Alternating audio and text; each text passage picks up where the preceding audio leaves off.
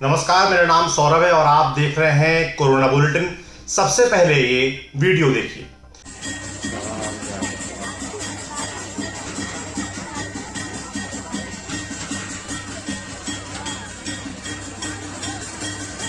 Corona काल में भीड़ की ये तस्वीरें राजस्थान के बारां से आई हैं। बारां के कलमंडा गांव में कोरोना से निजात पाने के लिए एक धार्मिक कार्यक्रम का आयोजन किया गया था। कोरोना से बचने के लिए किए गए इस अनुष्ठान में कोरोना से बचाने वाले नियमों की खूब धज्जियां उड़ाई गईं। मंदिर में भीड़ का वीडियो वायरल होने के बाद पुलिस हरकत में आई और महामारी एक्ट के तहत 5 लोगों पर मामला दर्ज कर दिया। पर बात सिर्फ मुकदमा दर्ज होने से नहीं बनेगी। आपको समझना होगा कि इस लापरवाही का खामियाजा अंत में आपको, आपके परिजनों को ही भुगतना पड़ेगा। कोरोना अभी खत्म नहीं हुआ है, इसलिए हमारी आपसे अपील है कि कोरोना प्रोटोकॉल्स का जरूर पालन करें। डोनेट कार्ड और प्रोजेक्ट अर्थ के साथ जुड़कर कोविड से गुजरे हुए अनक्लेम्ड बॉडीज का डिग्निफाइड क्रिमेशन करने में मदद कीजिए। डिस्क्रिप्शन में दिए हुए लिंक पर जाकर डोनेट कार्ड पे अभी डोनेट करें। अब बात करते हैं ग्राउंड रिपोर्ट्स की। सबसे पहले बात मध्य प्रदेश की करेंगे। मध्य प्रदेश में कोरोना संक्रमण रोकने के लिए किल कोरोना कैंपेन चलाया जा रहा है। मुख्यमंत्री शिवराज सिंह चौहान एमपी में कोरोना कंट्रोल होने के दावे कर रहे हैं। शिवराज सिंह ने बुधवार को एक ट्वीट किया, लिखा था, संतोष और राहत की बात है कि मध्य प्रदेश में कोविड-19 का रिकवरी रेट लगातार बढ़ रहा है। ऑक्सीजन, बेड और दवाओं की पर्याप्त व्यवस्था है। मगर शिवराज सिंह के ये दावे जमीनी हकीकत से मेल नहीं खाते। ऐसा हम क्यों बोल रहे हैं, जानने के लिए वीडियो देखिए। ये तस्वीरें एमपी की राजधानी भोपाल से करीब 90 किलोमीटर दूर बसे सांगाखेड़ा गांव की हैं। यहाँ झोला छाप डॉक्टर मरीजों का कैसे इलाज कर रहे हैं, देखिए। कड़ी धूप में दुकान के बाहर ही खाट लगाकर मरीजों को लिटा दिया गया है और उनका इलाज किया जा रहा है। यही नहीं, बाकायदा एक महिला को तो बाहर खुले में लिटाकर ड्रिप चढ़ाई जा रही है। यहाँ की दिक्कतें जानने के लिए टीवी टुडे ग्रुप के संवाददाता रवीश पाल सिंह सांगाखेड़ा गांव पहुंचे। इस दौरान क्या बातें पता चली, इस रिपोर्ट में देखिए। आप ये तस्वीरों में देख सकते हैं, ग्रामीण अंचलों की ये तस्वीरें हैं जहाँ पे लोग इलाज कराने, जैसे ये एक महिला है, बुजुर्ग महिला है, इनको भी यहाँ पे लक्षण हैं खांसी जुकाम के। फिलहाल इनका इस चारपाई पे इनको लेटा करके इलाज किया जा रहा है। और ये तस्वीरें जो हैं साफ तौर पर बयां करती है कि स्वास्थ्य सुविधाओं की जब हम बात करते हैं तो ग्रामीण अंचलों में कितनी ज़्यादा अभी जागरूकता की कमी है। और ग्रामीण इलाकों में अगर देखा जाए तो स्वास्थ्य सुविधाओं के लिए बहुत ज़्यादा काम करने की फिलहाल ज़रूरत है। आप देख सकते हैं यहाँ पे तमाम लोग बैठे हुए हैं जो कि अलग अलग क्षेत्रों से, आसपास के गाँवों से यहाँ पहुँचे हुए हैं इलाज करवाने के लिए, डॉक्टर को दिखाने के लिए। और ये अकेला ऐसा वो नहीं है, आपको आगे और दिखाते हैं, हम आगे भी तस्वीर आपको दिखाते हैं। इस ग्रामीण क्षेत्र में हर घर में कमोबेश लोग जो हैं वो बीमार हैं इस वक्त। और यहाँ पे जो ग्रामीण क्षेत्र होता है तो उसमें आमतौर पर लोग क्या बहुत ज़्यादा खुल के बताते नहीं है कि उनको क्या बीमारी है, लेकिन आप देख सकते हैं यहाँ पे, ये देखिए, यहाँ पे भी इलाज चल रहा है। ये ग्रामीण क्षेत्रों की स्थिति है जो आप देख सकते हैं। लोग बड़ी संख्या में इस वक्त खांसी, जुकाम, बुखार जैसे लक्षण लेकर के जो है पहुंच रहे हैं। ये बाहर की तरफ अगर आप देखें तो ये देखिए, ये स्लाइन लगी हुई है, इनको बाकायदा ये बोतल के जरिए इनको यहाँ पे ये डिप चढ़ाई जा रही है। तो ये स्थिति साफ तौर पे बताती है कि ग्रामीण क्षेत्रों में अभी स्वास्थ्य सुविधाओं की कितनी ज़्यादा ज़रूरत है। और ये तस्वीर बता रही है कि मई के ऐसे महीने में जब भीषण गर्मी है तो किस तरीके से लोग खुले आसमान के नीचे ऐसे अपना इलाज फिलहाल कराने पे मजबूर है, क्योंकि इनके पास इन जो ये गांव के जो चिकित्सक होते हैं, निजी चिकित्सक, जो आप देख सकते हैं ये यहाँ पे बनी हुई हैं चीज़ें तमाम, इसके अलावा कोई दूसरा विकल्प रहता नहीं है। इनका कहना है कि अगर इनको इलाज करवाने जाना है तो फिर या तो होशंगाबाद जाना पड़ता है या फिर बाबई जाना पड़ता है। और ऐसे में फिलहाल इस तरीके के ये जो डॉक्टर रहते हैं ग्रामीण अंचलों में, यही इनके काम आते हैं, जहाँ पे वो इनका प्राथमिक तौर पर इलाज कर देते हैं। अब सवाल यह है कि गांव वालों के सामने आखिर ऐसी क्या मजबूरी है जो इन्हें ऐसे डॉक्टरों के पास इलाज करवाने के लिए जाना पड़ता है। इस सवाल का जवाब जानने के लिए रवीश पाल सिंह इस गांव के स्वास्थ्य केंद्र पहुंचे। इस स्वास्थ्य केंद्र की जो तस्वीरें सामने आई वो खुद ही सारे सवालों का जवाब दे रही थी। हम जिस जगह पे पहुंचे हैं दिखाने के लिए कि ग्रामीण इलाकों में क्या हाल है, तो आप हैरान रह जाएंगे। भोपाल से 90 किलोमीटर दूर टांगाखेड़ा गांव में अगर आप देखें तो ये ताला लगा हुआ है।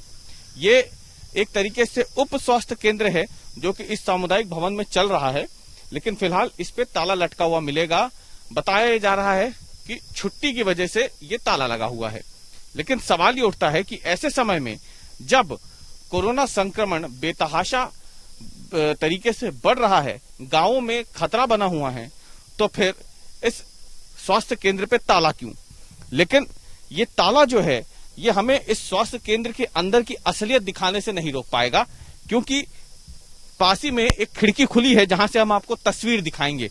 आप हैरान रह जाएंगे उन तस्वीरों को देख करके, कैसे इस छोटे से गांव में लोगों का इलाज शुरुआती तौर पे किस तरीके से किया जाता होगा, क्योंकि यहां से अगले अगर बड़े अस्पताल में उन्हें रेफर करना है तो उससे पहले उनकी जांच यहां पे होगी।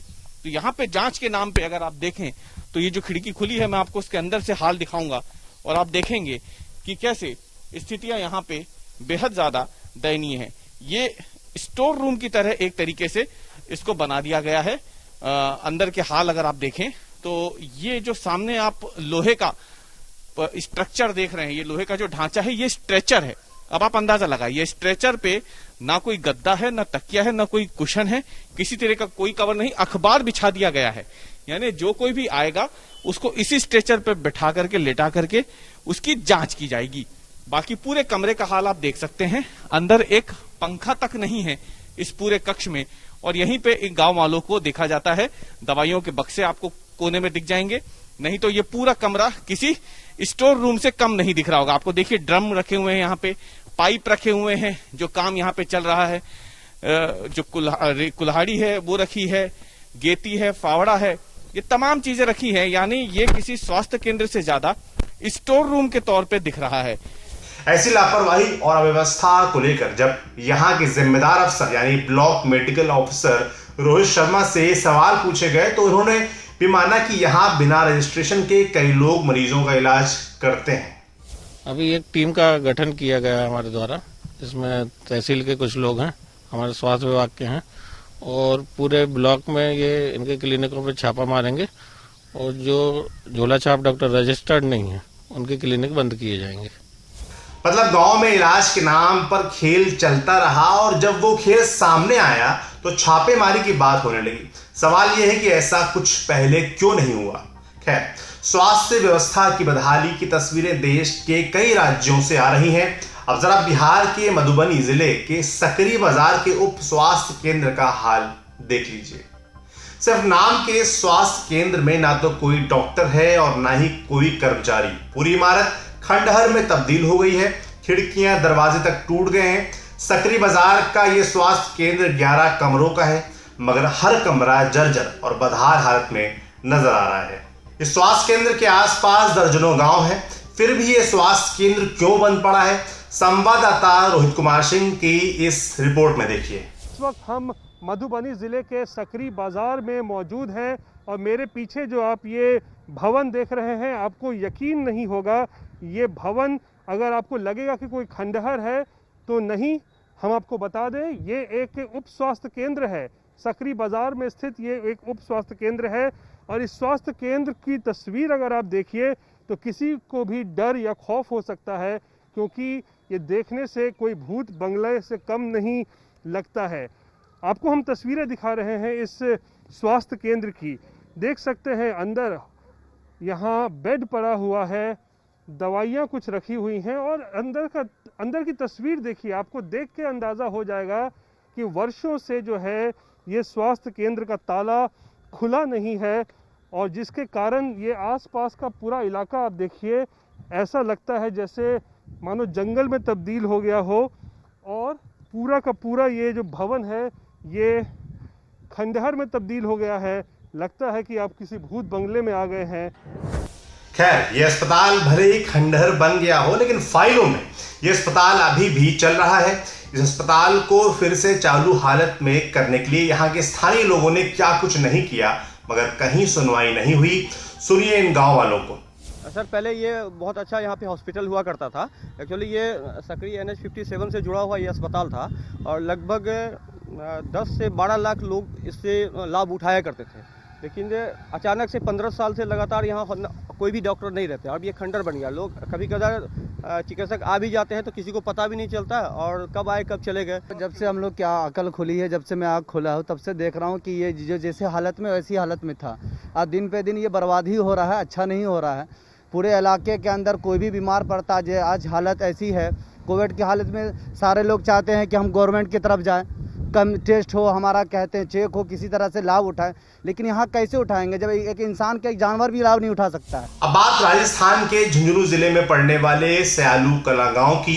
इस गांव से बेहद हैरान करने वाला मामला सामने आया है। गांव के लोगों की एक छोटी सी लापरवाही की वजह से एक ही दिन में गांव के 95 लोग कोरोना पॉजिटिव हो गए।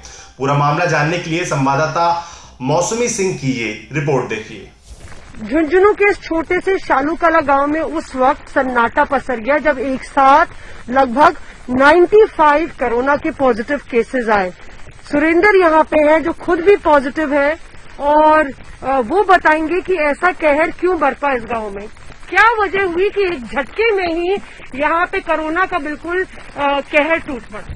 हमारे गांव में एक साथ ही 157 केसेस जो हैं वो सैंपल लिए गए। उसके बाद में 95 केस जो हैं वो पॉजिटिव निकले। तो ये जो रीजन रहा है उसका, हमारे 25 अप्रैल की 3 शादियां थी गांव में, तो उसके बाद से हमारे मतलब कोई पॉजिटिव केस निकला है तो यहाँ कोरोना का प्रभाव पड़ा। पहले लोग कोरोना को, कोई भी लोग आपस में मानते नहीं थे कि कोरोना कोई है चीज, ऐसी बीमारी है कि जिसकी वजह से लोग डेथ हो रही है वगैरह, कुछ भी यहाँ नहीं था। लोग बाग ऐसे ही घूमते थे, दुकानें थी, गांव का जो चौक है उसके अंदर लोग बाग बैठते रहते थे। लेकिन फिर उसके बाद सैंपलिंग हुई, सैंपलिंग में पॉजिटिव आए। पॉजिटिव आने के बाद लोग एकदम से घबरा गए। सब लोग अपने अपने घरों के अंदर हैं, लेकिन यहाँ पे अभी तक पूरे गांव की सैंपलिंग नहीं हुई है। यहाँ पूरा जब पॉजिटिव केस आए थे उस टाइम पे सारा प्रशासन आया था, कलेक्टर साहब भी आए थे, एसडीएम तहसीलदार वगैरह सब, पुलिस प्रशासन सारा सब था। वो कलेक्टर साहब जो यहाँ पे जब आए थे तब ये बोल के गए थे कि यहाँ पे सब लोगों के सैंपलिंग होंगी, लेकिन उसके बाद 20 या 25 लोगों की ही सैंपल हो पाए। स्यालूकला गांव में 25 अप्रैल को 3 शादियां थी। यहाँ लोगों ने सरकारी गाइडलाइंस का पालन ढंग से नहीं किया। नतीजा ये हुआ कि गांव में डोलियां उठने के कुछ दिनों बाद ही अर्थियां उठने का सिलसिला शुरू हो गया। दरअसल मार्च, अप्रैल, मई का महीना ऐसा होता है जब राजस्थान में शादी के मुहूर्त होते हैं और शादियों की एक तरह से झड़ी लग जाती है। इस गांव में भी खुशियों की शहनाई बजी, लगातार धड़ाधड़ शादियां हुई, पर किसी को क्या पता था कि उसके बाद यहाँ पे अर्थियां उठने का सिलसिला शुरू हो जाएगा। एक ऐसे ही घर की चौखट पर हम खड़े हैं और जिन्होंने ये जो आप देखिए यहाँ पे इन्होंने अपने छोटे भाई को खो दिया। वो दुल्हन जिसकी 25 तारीख को डोली उठी थी, उसके बाद 7 मई को उसके पिता की यहाँ से अर्थी उठी है। बहुत बड़ा दुख का पहाड़ आप लोग पर टूटा भैया, कितनी मुश्किल है। बहुत मुश्किल है, बहुत परेशानी है। तो कितनी बिगड़ी थी भाई की तबीयत, क्या हुआ था? खांसी जुकाम हुआ था। हाँ। फिर झुंझुनू ले गए थे। हाँ। 2 दिन वहाँ रखा, फिर वहाँ से जयपुर ले गए। जयपुर में 5-6 घंटे रखे। 9 बजे तक आपको हो गए। बहुत कोशिश की आपने। हाँ। अब इस गांव की बड़ी आबादी कोरोना से ग्रस्त है, लेकिन उससे भी ज्यादा तकलीफ एक बात और देती है, वो है यहाँ के प्रशासन की असंवेदनशीलता। इस गांव के स्वास्थ्य केंद्र का जो हाल है उसे देखकर आप भी यहाँ के लोगों का दर्द और करीब से महसूस कर पाएंगे। ये रिपोर्ट देखिए। राजकीय उप स्वास्थ्य केंद्र शालूकला गांव में सबसे पहले पहुंचिए तो यहाँ पे आपको झुंझुनू के पास इस गांव में आपको पहले स्वास्थ्य केंद्र दिखता है। अच्छी रंगाई पुताई भी हुई है, बिल्कुल नया चकाचक। और उसके बाद आपको दिखता है ये ताला। जब ऐसी महामारी की स्थिति है तो आखिर ये ताला क्यों, आइए जानते हैं गांव वालों से। आप बताइए भैया कि कब से ताला पड़ा हुआ है? ये सब बना उसी टाइम से बंद है, बनने उसी टाइम बंद है। कोई एक दिन खोले नहीं, एक दिन के लिए भी नहीं खोला। बड़ा बड़ा हॉस्पिटल है चिड़ावा सुरु, अपने गांव में है। इसे इंजेक्शन लगाना पड़ता तो इस चिड़ावा जाना पड़ता है, सुरु जाना पड़ता है इंजेक्शन के लिए भी। ऐसी हालत है जबकि यहाँ पर रहना चाहिए था उसको, नर्स को। हमारी तो ये स्थिति है कि जब भी इंजेक्शन छोटा सा लगाना पड़ता है, चिड़ाव शुरू लगाना पड़ता है, रात को बीमार हो जाते हैं, फिर काम करते हैं कि 12 बजे किसी की गाड़ी होती है, नहीं होती है, फिर भी दुख पाते हैं लोग बाग, किसी गाड़ी मंगाते हैं, उतनी बार तो बहुत हो जाता है भयंकर मामला। पर यहाँ पर सुविधा है, फिर भी नहीं, सुविधा के लिए अनुसार कोई काम नहीं हो रहा। और ये उस गांव का हाल है जहाँ पे 95 केसेस पॉजिटिव पाए गए हैं। अब बात कोरोना काल में आई एक और आफत की। हम बात कर रहे हैं ब्लैक फंगस बीमारी की। देश के कई राज्यों में ब्लैक फंगस के मरीजों की तादाद तेजी से बढ़ रही है। महाराष्ट्र सरकार ने तो इसे महामारी घोषित कर दिया है। महाराष्ट्र में अब तक ब्लैक फंगस के 2000 से ज्यादा केस आ चुके हैं। इसके बाद दूसरा नंबर है गुजरात का, यहाँ ब्लैक फंगस के 900 से ज्यादा मामले सामने आए हैं। गुजरात सरकार ब्लैक फंगस से निपटने के लिए क्या तैयारी कर रही है, ये जानने के लिए संवाददाता गोपी घांगर अहमदाबाद के सिविल अस्पताल पहुंची। इस अस्पताल ने ब्लैक फंगस के मरीजों के इलाज के लिए 5 नए वार्ड तैयार कर दिए हैं, लेकिन ये तैयारियां काफी नहीं साबित हो रही हैं। दवाइयों की कमी के अलावा ब्लैक फंगस के इलाज में कैसी दिक्कतें सामने आ रही हैं, इस रिपोर्ट में देखिए। वो म्यूकर माइक्रोसिस के दर्ज होते हैं, वैसे में अहमदाबाद के सिविल अस्पताल में एक पूरा वार्ड जो है वो उसी के लिए खोल दिया गया है। यहाँ पे आप देख सकते हैं ये पूरा जो वार्ड है वो म्यूकर माइक्रोसिस के लिए ही खोल दिया गया है। पूरा एक्सक्लूसिव ये तीसरी मंजिल उसी की है और 300 से अधिक पेशेंट इस म्यूकर माइक्रोसिस के वार्ड में एडमिटेड। ये बताइए कि क्या आपको म्यूकर माइक्रोसिस के आपके कितने पेशेंट जो है, क्या इंजेक्शन मिल पा रहा है, इंजेक्शन की कमी हो रही है। अभी 2 दिन से नहीं आ रहा है, स्टॉक में नहीं है, आगे नीचे मिलेगा ऐसा बोल रहा है, थोड़ी देर में आएगा। अभी कमी हो रही है इंजेक्शन की। इसकी वजह से पेशेंट को परेशानी हो रही है। हाँ, पेशेंट को जल्दी से सांस जताने में तकलीफ होती है। जब जल्दी से इंजेक्शन मिल जाता तो जल्दी से हो जाता सांस। जाते जाते बात राजस्थान के पूर्व मुख्यमंत्री जगन्नाथ पहाड़िया की। बुधवार रात कोरोना की वजह से जगन्नाथ पहाड़िया का निधन हो गया। 89 साल के जगन्नाथ पहाड़िया ने गुरुग्राम के एक अस्पताल में अंतिम सांसें ली। पहाड़िया राजस्थान के मुख्यमंत्री भले ही सिर्फ 13 महीने के लिए रहे हों, लेकिन इस छोटे कार्यकाल में पहाड़िया ने प्रदेश में पूरी तरह शराबबंदी लागू की थी। जगन्नाथ पहाड़िया साल 1989 से 1990 तक 1 साल के लिए बिहार और 2009 से 2014 तक हरियाणा के राज्यपाल भी रहे थे। आज की कोरोना बुलेटिन में बस इतना ही। कोरोना से सतर्क रहें, सावधानियों का पालन करें, अपना और अपनों का खूब ख्याल रखें। शुक्रिया।